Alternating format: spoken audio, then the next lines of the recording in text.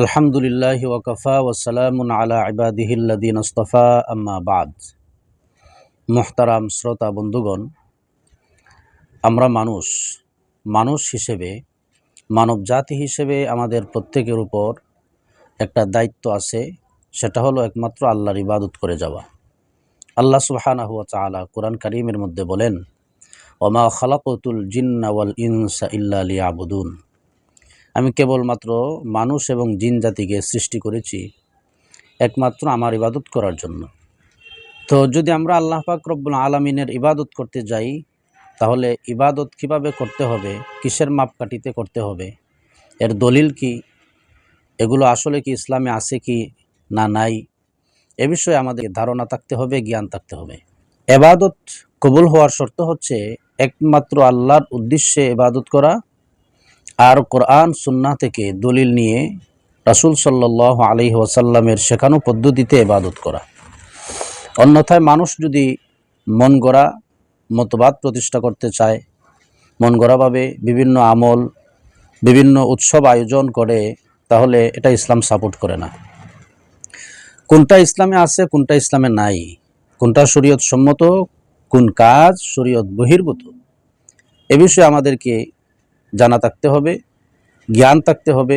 কোরআনের জ্ঞান, হাদিসের জ্ঞান, ফিকহের জ্ঞান এবং ইসলামের ইতিহাস সম্পর্কে আমাদের জানা থাকতে হবে, জ্ঞান থাকতে হবে। কাজেই আমরা যদি আমাদের মন গড়া ইমান, আকিদা, বিশ্বাস এবং আমলগুলো আমরা চালিয়ে যাই, এর মাধ্যমে নাজাত পাওয়া যাবে না, বরং আরও দুজকের আগুনে জ্বলতে হবে।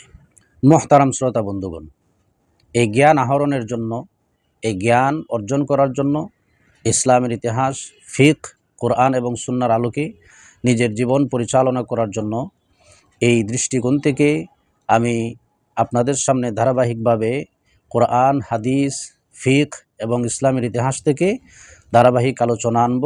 এক এক দিন এক এক বিষয়ে আলোচনা করব ইনশাআল্লাহ। এই ব্যাপারে আমি কোরআন এবং হাদিসের আলোকে আরেকটু বিস্তারিত বলার চেষ্টা করব ইনশাআল্লাহ। তো আল্লাহ সুবহানাহু ওয়া তাআলা আমাদেরকে এই পৃথিবীতে প্রেরণ করেছেন একমাত্র আল্লাহর ইবাদত করার জন্য।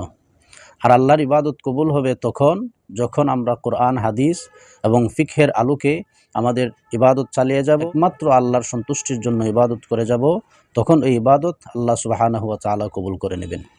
আর যদি আল্লাহর রেজামন্দির জন্য কাজ করি, কিন্তু এটা কোরআন এবং হাদিসের সাথে যায় না, বরং এর সাথে সাংঘর্ষিক হয়ে যায়, তাহলে এটা যতই আমরা আল্লাহর ইবাদতের জন্য উদ্দেশ্য নিই না কেন, এটা ইবাদত হবে না, এটারও কবিরা গুনাহ হবে। আমরা যে আলোচনাটি ধারাবাহিকভাবে আনব, কী কী আলোচনা থাকবে জানতে পারবেন।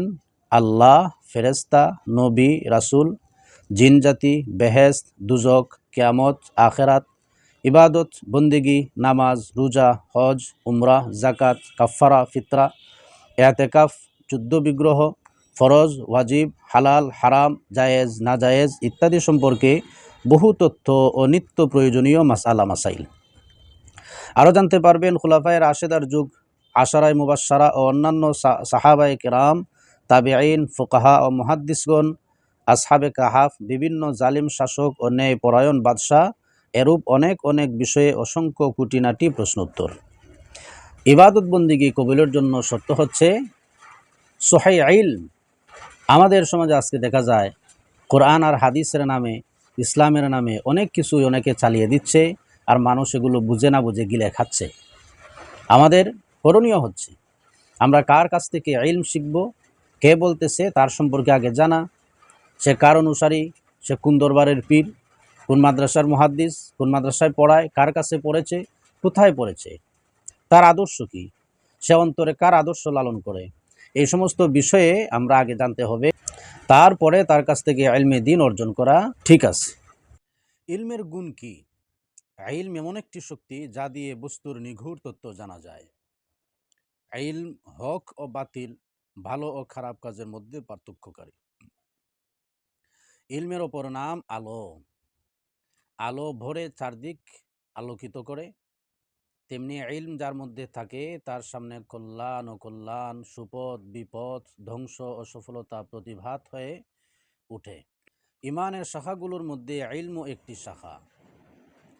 ইলম অর্জন করা প্রতিটি মুসলমান নরনারীর উপর ফরজ।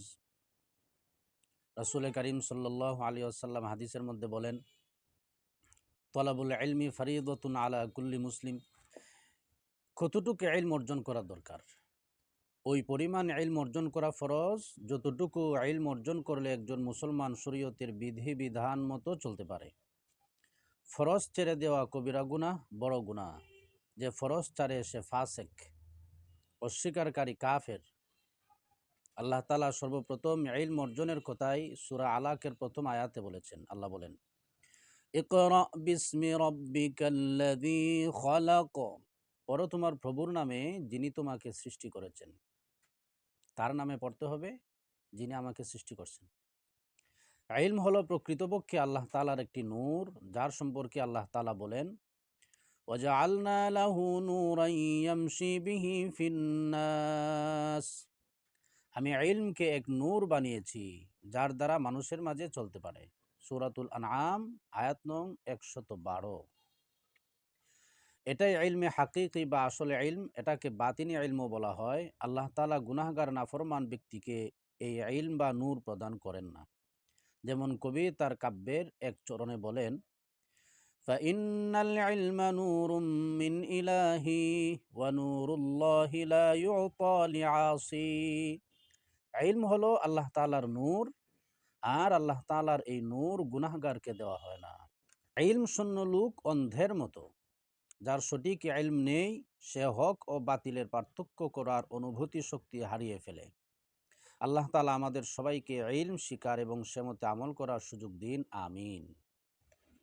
ইলম সম্পর্কে আমরা অন্য একদিন বিস্তারিত আলোচনা করব ইনশাআল্লাহ। ইলমের গুরুত্ব, ফজিলত, তাৎপর্য এবং উপকারিতা সম্পর্কে অন্য একদিন ইনশাআল্লাহ আলোচনা হবে। আজ এ পর্যন্তই। সাথে থাকবেন, পাশে থাকবেন, আলোচনাগুলো শুনবেন, বুঝবেন, আমল করার চেষ্টা করবেন। আর যদি আমার কথায় এবং কোরআন হাদিসের রেফারেন্স দিতে গিয়ে কোনো ভুল হয়, আপনারা আমাদেরকে ধরিয়ে দেবেন। ইনশাআল্লাহ আমরা শুদ্ধ করে নেব, পরিশোধ করে নেব, আর আপনাদের প্রতি কৃতজ্ঞ হয়ে থাকবো ইনশাআল্লাহ।